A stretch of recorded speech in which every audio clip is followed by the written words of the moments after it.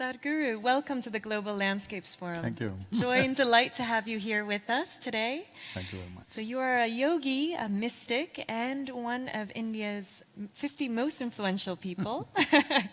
And 3 decades ago, you founded the Isha Foundation, which has human well-being at its core commitment. Today, you have over 9 million volunteers. So I want to show the audience a quick look at your journey through a short video. Oh. In the next half hour, you're going to meet a man who has a devoted following across India and indeed around the world. While yoga and meditation are at the core of his teachings to promote individual growth, the work of the foundation covers conservation, education and health. And you'll find him astonishingly pragmatic on a range of very modern-day problems. Let's meet Sadhguru. For the very first time in the history of humanity, we have the necessary resource, we have the necessary capability, we have the necessary technology to address every human problem on the planet. Even 25 years ago, we couldn't have dreamt of it. But the only thing that is missing is consciousness. Today, the spotlight is on a project called Green Hands in India. We started a mass campaign and 6 years I spent planting trees in people's heads. That's the most difficult terrain, believe me. And now in the last 6 years, we've been transplanting it, and that's happening much more easily. Action for Rural Rejuvenation is mainly aimed at rejuvenating the human spirit.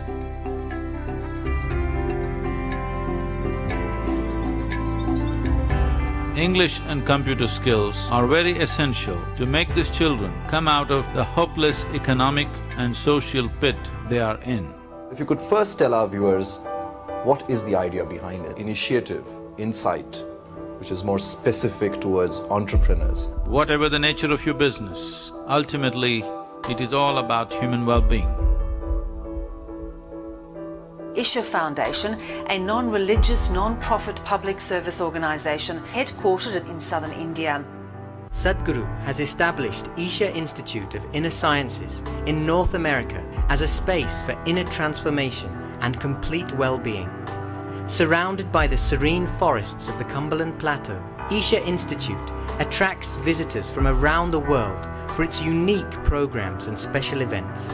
We've engineered the outside world in so many ways, but we've done nothing about this one. If you want to know well-being, in is the only way out. This is what I want to teach you too. That is, you can be completely intoxicated without any drug, just on life. This is a shift from wine to divine. How can you love one and hate the other when the same divine exists in all? Spiritual process is not about looking up or looking down, it is about turning inward. See, the only thing that I'm really good at is just this. I can just make the air around me just crackle with energy.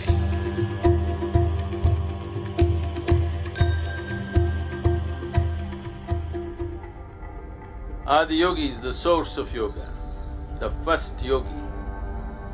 Adi-yogi will inspire many generations to take up yoga. One truly remarkable thing that Sadhguru has done is, he has made yogis out of ordinary common people. We're tracking a mammoth movement, an incredible rally starting from Kanyakumari, reaching up to the Himalayas, all in a month with the sole purpose of rejuvenating India's rivers. Every state is responding. This is concurrence and this is wonderful. I'm very happy that Sadhguru has taken up this cause. It should also become a people's movement for our own survival, for the survival of our children. If you have to describe yourself in one word, Would you consider wildlife as 2 words or 1 word?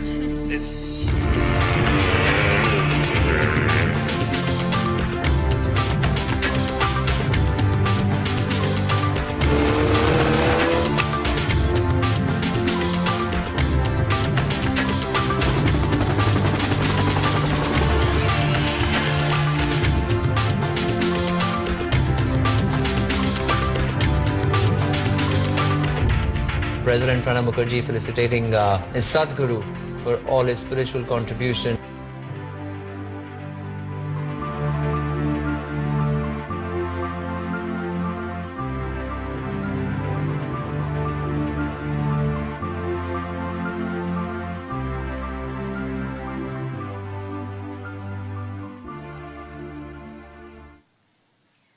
So, Sadhguru, very inspiring accomplishments in your humanitarian work, but also a really thrill seeker, I see, on a motorcycle.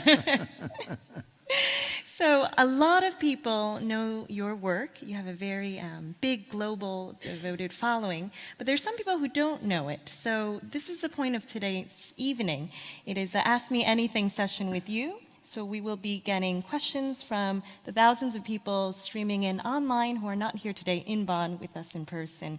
And for those of you in the room, you can still participate.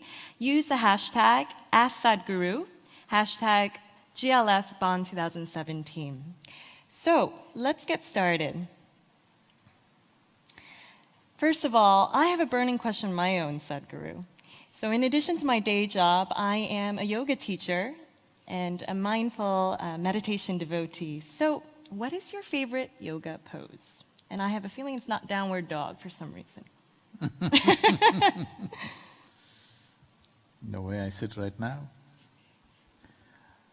See, for me, yoga is not about postures. The word yoga means union. Union means, in most people's experience of life, it is me versus the rest of the universe. If it's you versus the rest of the universe, it's a hopeless fight. So yogi has realized that this is a hopeless situation to be in, and he has learned to open up what I call as myself and make it like everything. So there is no me and the universe, there's just me, or there's just the universe. So in what posture do you want to sit? It's up to you. It depends what kind of seat they provide you. And you've talked about this a lot, the idea of inner engineering. One of the people looking in here, like how you came up with this concept of inner engineering, and what does it mean? See, is it not true that though people profess all kinds of religions and talk about all kinds of gods that they have not seen, today one thing that everybody trusts is engineering, isn't it? Why we trust engineering is, when you engineer something, you engineer it the way you want it. So we engineered everything in the world the way we want it. It has definitely brought us much comfort and convenience. To a point, we are the most comfortable generation ever. The kind of conveniences that we are experiencing, no generation ever in the history of humanity has experienced. But everything has transformed around us because of our engineering. But this one will still remain like a caveman, because you still get angry the same way as a caveman used to get angry. Is it not important that not just your car, not just your computer, not just your Wi-Fi connections, not just the world around you, you as a person happen the way you want yourself to be? If you don't happen the way you want yourself to be, everything else is happening the way you want it, life still won't be good. It'll be comfortable, but it will not be beautiful. Life becomes beautiful only when you are able to happen just the way you want yourself to be. If you could happen right now the way you want yourself to be, would you keep yourself blissed out or miserable? Might have to tell my boss I'm gonna go teach yoga on No, island. you didn't answer my question. So no, it's a very good point. So start with the canvas within yourself. If you had a choice right now, either to be totally blissed out or miserable, what is your choice for yourself? Blissed out, but with a purpose, yeah. See, if you're blissed out, you will do what is needed, not with your own artificial purpose. Right. Nobody has any right to have a purpose of their own. If you are really joyful by your own nature, you will look around and see what's needed and you do just that. Absolutely. If we are doing what is not needed, that is not a great thing. Only when people are seeking happiness through their action, they will do all sorts of things which are unnecessary on this planet. But if your life was an expression of your joy, you would do simply what's needed. So why should you need a purpose of your own? There are many things that are needed. If something is needed, we will act. Nothing is needed, you can close your eyes and sit. With mind full or empty, it's up to you. I sit with an empty mind, you do mindful. Time to clear and reset. Very true. So one of the people streaming in had a follow-up to that. If we are all in the pursuit of happiness, why do you think it is so elusive? To be in pursuit of happiness itself is a oxymoron. Because whether you experience joy or misery, happiness or unhappiness, agony or ecstasy, all happen from within you, isn't it? When the source of your human experience is within you, when the basis of human experience is within you, you trying to extract it from the world is a silly way to go about. Right now, this is the problem. People are trying to extract happiness from people around them or the world around them. They will definitely be frustrated and it will be elusive because how can you make happiness rain upon you? Happiness will not rain upon you. It is just that the seat of your experience is within you. If it was under your control, if you had taken charge of it, you would definitely create most pleasant experience for yourself. If it is not on your charge, it happens accidentally. Somebody else is able to make you happy or unhappy. Or what this means is, somebody else or something else or just about anybody can determine what happens within you. See, if somebody determines what happens around you in your life, that itself is generally called as slavery, isn't it? If someone else or something else can determine what happens within you, isn't this the worst form of slavery? That's what I'm trying to release them from.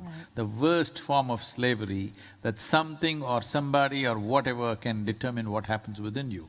What happens within you must be determined by you. If you determine what happens within you, I am 100% sure you will make the most pleasant things happen within you. If right now, if you're feeling blissed out, will you be nice to me? Obviously, isn't it? Yes. If you are feeling nasty, you will share it with me. But if you're feeling beautiful, you respond beautifully to everything around you. Instead of teaching all kinds of morality to people, if you teach them how to be joyful by their own nature, you can be assured they will do the best things to everybody around them.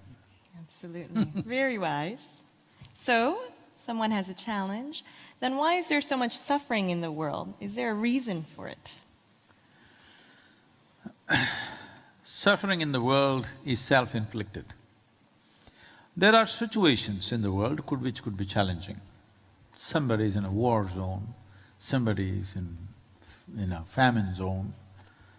These are pains caused from outside to us. Somebody may be in an ailment or an injury. These are things caused to us from outside. Pain is caused to you by your body and by situations around you. Suffering is totally manufactured in your mind. If pain comes, suppose I step on a thorn and it hurts me, it hurts my body, it's painful. My body also goes through pain. But whether you want to multiply it in your mind and make it into suffering or just leave it as pain and treat the pain as it should be treated is your choice. So this is a choice that you must be able to exercise. Most people have lost that ability to exercise that choice. The reason why there is such widespread suffering is, we have not invested any time or energy or resource towards the inner well-being of the human being.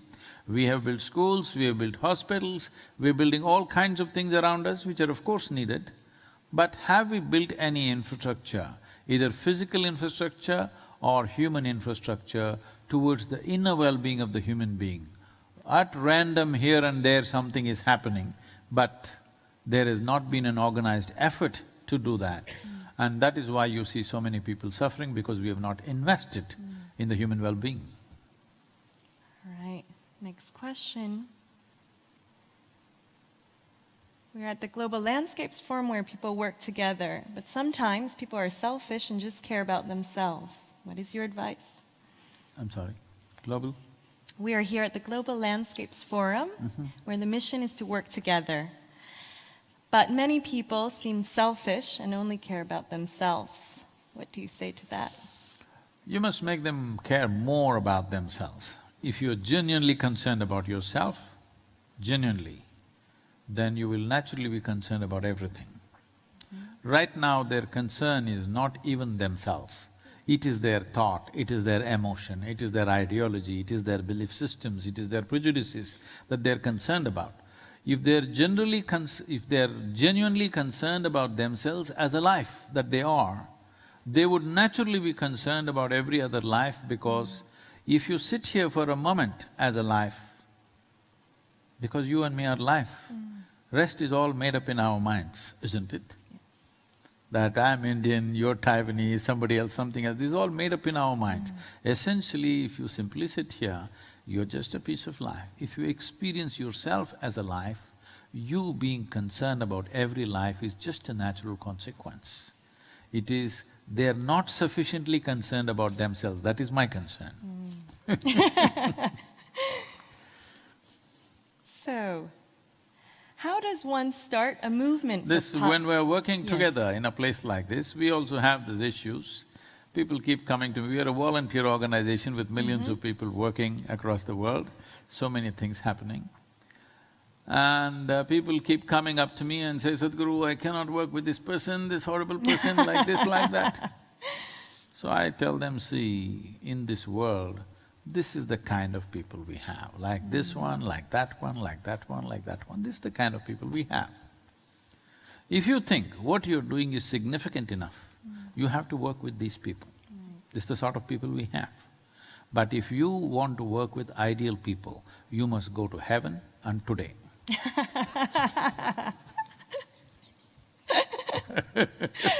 Good response. So, someone's writing in, how does one start a movement for positive change, like Rally for Rivers? How did you get it off the ground? So the most important thing is, if we talk about some vague, abstract idea, it's not going to reverberate with the people. It must concern their lives. And if you clearly make it in such a way that it's about them, it's not about you, then naturally people will take up to it.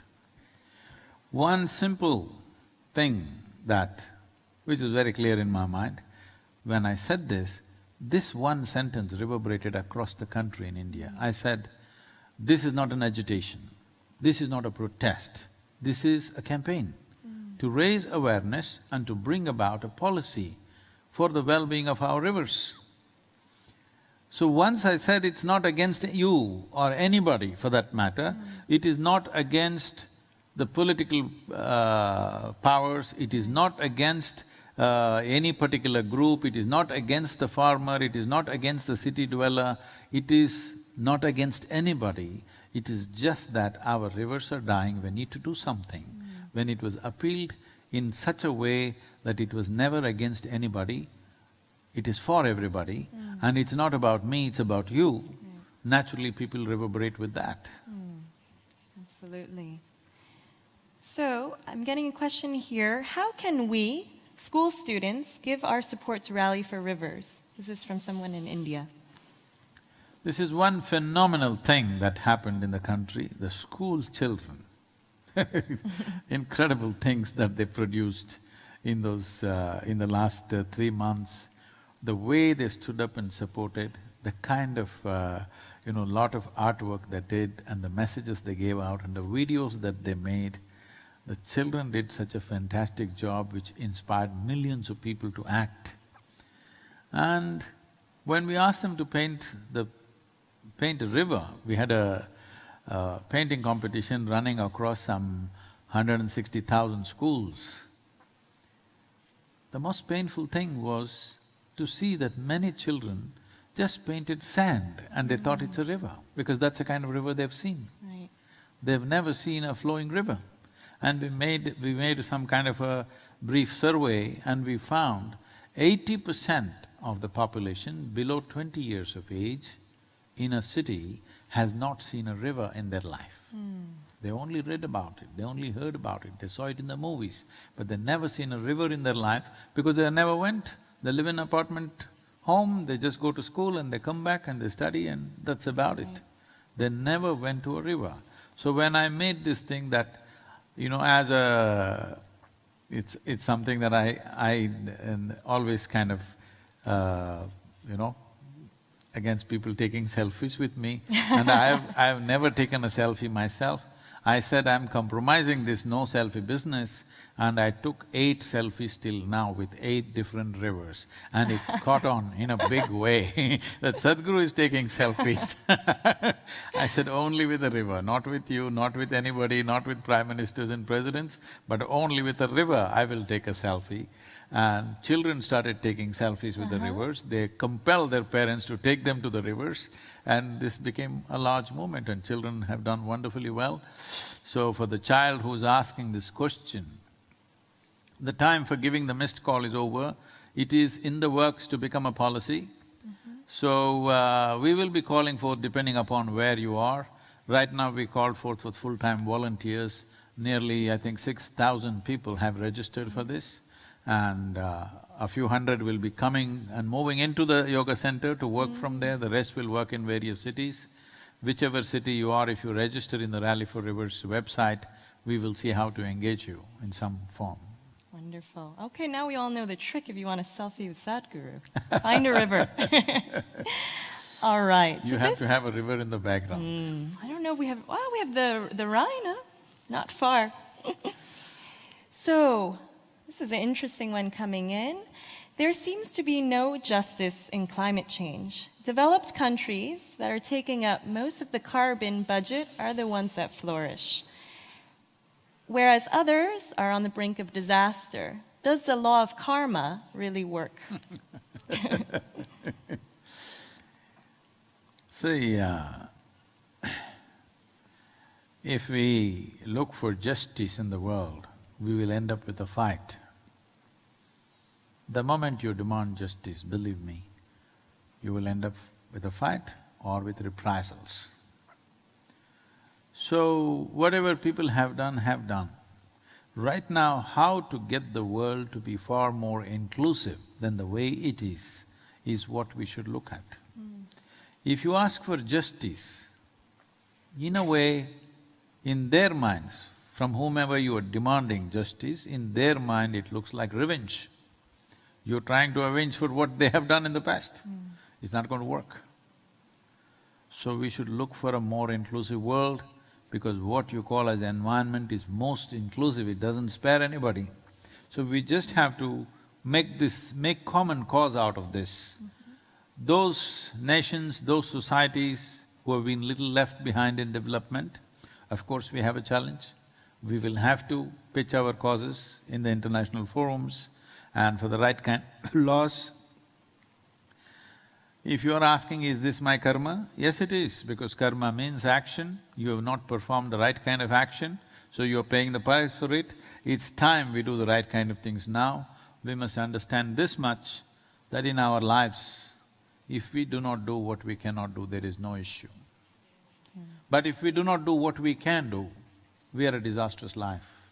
So don't be a disastrous life thinking up all kinds of philosophies for yourself. It is very important we as a generation of people do whatever we can do to set things right. And this is our time on the planet, we must understand this. Those of you who think you're immortal, I'm just reminding you, you're mortal, you'll be dead one day, all right? On that day you will do something very eco-friendly that you get buried in the planet. It's a very good thing to do.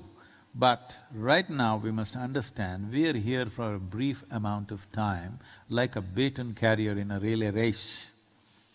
Whichever way the previous generation gave this planet to us, we are supposed to make it better and give it.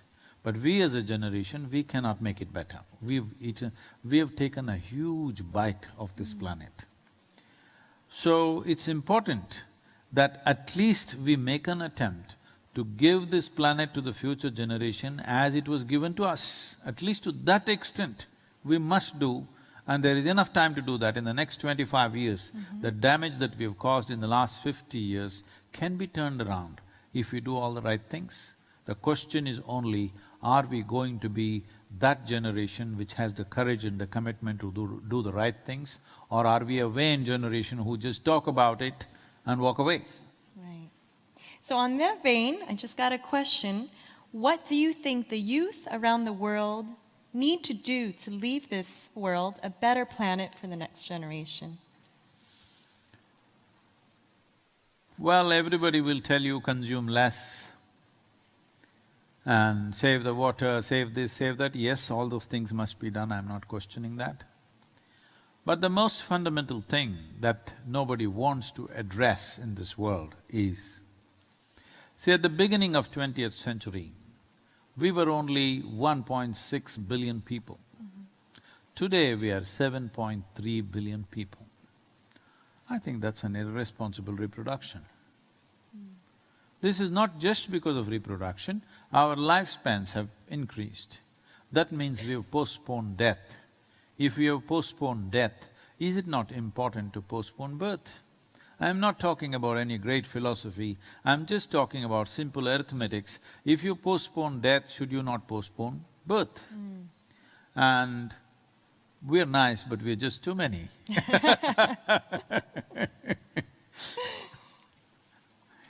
If we do not reduce the human footprint on the planet,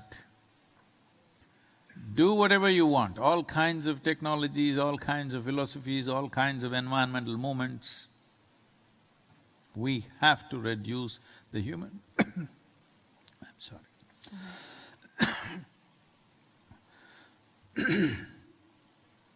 Thank you, that's good.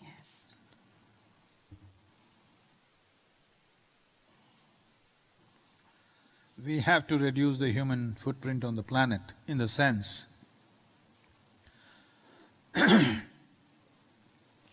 see, right now we're 7.3 billion people. By 2050, the World Health Organization estimates we could be 9.6 billion people. By 2075, we are supposed to be 12.6 billion people.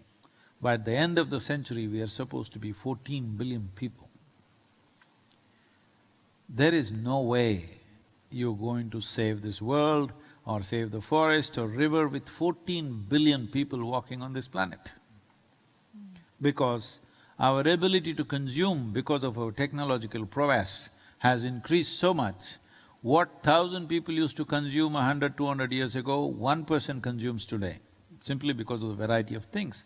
Well, you can improve technology, you can drive an electric car, but electric car may not smoke in your city. But even for the electric car, there's a whole lot of stuff going into it, all right? Electricity has to be generated somewhere. So, without reducing human population, trying to curtail human aspiration is not going to work. I know human beings well enough. You try to curtail their aspiration, they will do or they will seek their aspirations or fulfillment of their aspiration in clandestine ways. It is very important, instead of making projections that by 2050 we will be 9.3 billion people, why don't we have a plan how to reduce this population? So, on the lighter vein, I'm talking to people in India and saying, I'm going to institute an award for all those young ladies who are healthy, who are capable of bearing children, but chose not to do that. I want to give them an award because their service for the future of this planet is too big to go unrecognized. Interesting view. You getting the award? For now, I still qualify. All right, so Sadhguru, you've done a lot, but what is the one thing you wish you could change about the world? Human beings? Everything else is perfect.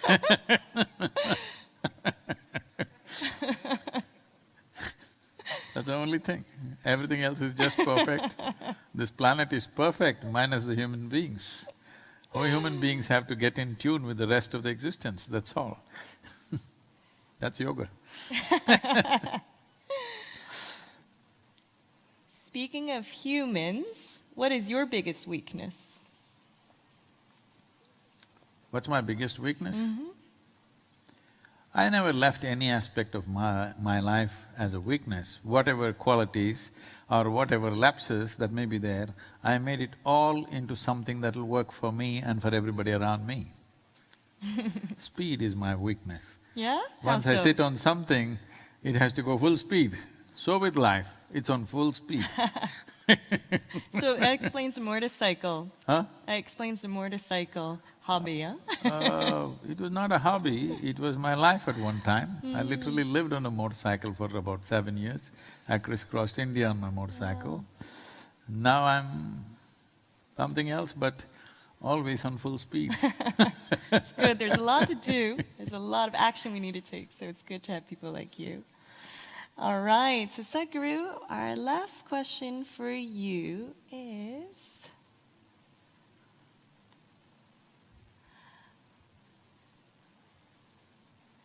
how can each of us, on an individual level, interact more responsibly with nature? See, how you do it. People always ask me, Sadhguru, what should I do?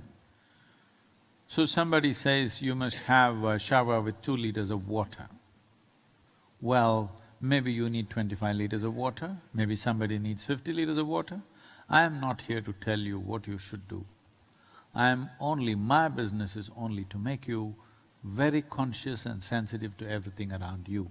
You respond according to your intelligence. It's not for me to prescribe that you have shower with 2 liters or 4 liters or 10 liters. I will not do such obscenity on anybody, because I think it's obscene to tell people how they should do things. But I'm saying you must be conscious that your life is not a bubble separated from the rest of the world or from the universe. This is happening in tandem with every other life. Whether it's worms or insects or even microorganisms or trees or birds or animals, they're not separated from you. What you exhale, the trees are inhaling. What they exhale, you're inhaling. If you become conscious, do I have to tell you, don't chop the trees down? Do I have to tell you, protect it? My business is only to make you conscious. How you respond, I'm sure you will do it to the best of your intelligence and your capability, and I want to leave it there because I don't believe in telling people what they should do. So, Sadhguru, I would love to spend all evening with you to soak up your wisdom, but thank you so much for all getting up and close and personal with us, but also this wisdom of everyone collectively through individual consciousness come together in a global consciousness. I think that's a great message for us. And for anyone who's interested in more about your organization, you can visit isha.sadhguru.org and the campaign #Rally4Rivers. So good night and peace to everyone. Namaste. Thank you, Sadhguru. Thank you.